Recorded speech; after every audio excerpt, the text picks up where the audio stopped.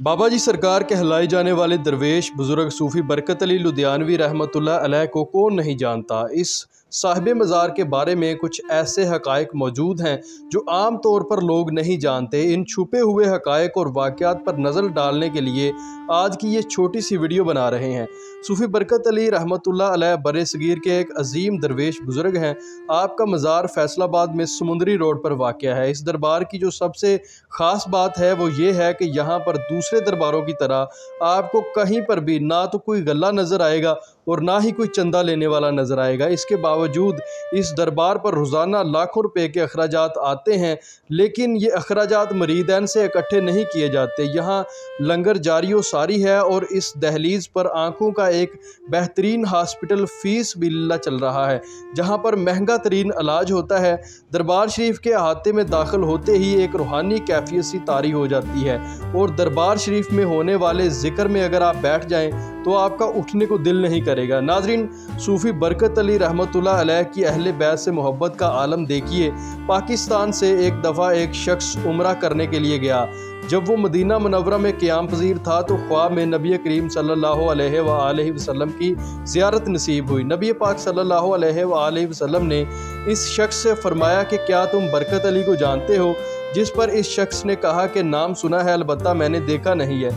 नबी पाक सल्लल्लाहु अलैहि वसल्लम ने फरमाया कि बरकत अली मेरा ख़ास बंदा है। आप सल्लल्लाहु अलैहि वसल्लम ने फरमाया कि जाओ पहले सूफ़ी बरकत अली से मिलकर आओ। ये वाक़या एक अखबार के मैगज़ीन में तहरीर है, जिससे ये वाज़ह होता है कि सूफ़ी बरकत अली रहमतुल्लाह अलैह पर नबी करीम सल्लल्लाहु अलैहि वसल्लम की किस हद तक निगाह शफ़क़त है कि वो इनको अपना ख़ास बंदा तस्लीम करते हैं। नाज़रीन, इसी तरह एक वाक़या तहरीर किया जाता है कि एक दफ़ा सूफ़ी बरकत अली रहमतुल्लाह अलैह को थाना में पकड़ कर लाया गया। इनकी गिरफ़्तारी इनको मशकूक समझ कर की गई थी, क्योंकि इस वक्त इनके दरबार शरीफ वाली जगह एक जंगल नमा होती थी और अक्सर औक़ात जराइम पेशा अफराद वहाँ पर आकर छुप जाते थे। बस इसी शक की बिना पर बाबा जी को भी हिरासत में लिया गया और थाने में लाकर खड़ा कर दिया गया। बाबा जी दूसरे लोगों के साथ धूप में खड़े थे।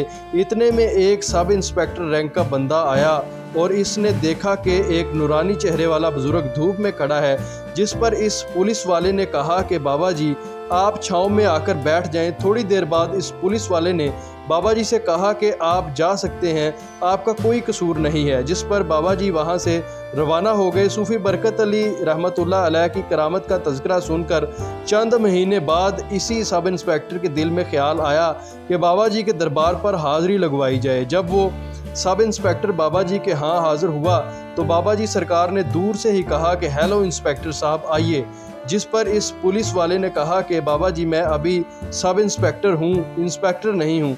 तो बाबा जी ने कहा कि तुम्हें याद होगा कि तुमने मेरे साथ एक मरतबा नेकी की थी, जाओ मैंने तुम्हें इंस्पेक्टर बना दिया, आज से तुम सब इंस्पेक्टर नहीं बल्कि इंस्पेक्टर हो। नाज़रीन, वो पुलिस वाला जब थाना पहुंचा तो इसकी तरक्की के अहकामात जारी हो चुके थे। नाज़रीन, इसी तरह किसी ने बाबा जी से पूछा कि बाबा जी आप कोई काम नहीं करते और दरबार शरीफ पर लाखों रुपए के अखराजात आते हैं, जबकि आपने जो कुतुब लिखी हैं वो 40 से 45 लाख रुपए की लागत से लिखी गई हैं, जबकि आपके पास तो पैसे नहीं हैं, तो इतने पैसे आपके पास कहाँ से आते हैं? जिस पर आप रहमतुल्लाह अलैह जलाल में आ गए और सर मुबारक पर रखी हुई खाकी टोपी को हल्का सा सरकाया और हज़ारों नोट नीचे गिरने लगे। देखते ही देखते नोटों का ढेर लग गया और वो लोग देखकर हैरान रह गए, जिस पर आपने फरमाया कि हमारी रोज़ी परिंदों की तरह है जो सुबह भूखे घोंसलों से निकलते हैं और शाम को सर होकर वापस लौटते हैं। नाज़रीन, ये वही सूफ़ी बरकत अली हैं जो नबी करीम सल्लल्लाहु अलैहि वसल्लम के ख़ास आदमी हैं। आपके दरबार पर हर वक्त ज़िक्र व अज़कार की महफ़िल सजी रहती है। रोज़ाना हज़ारों अक़ीदतमंद यहाँ पर हाज़िरी देते हैं।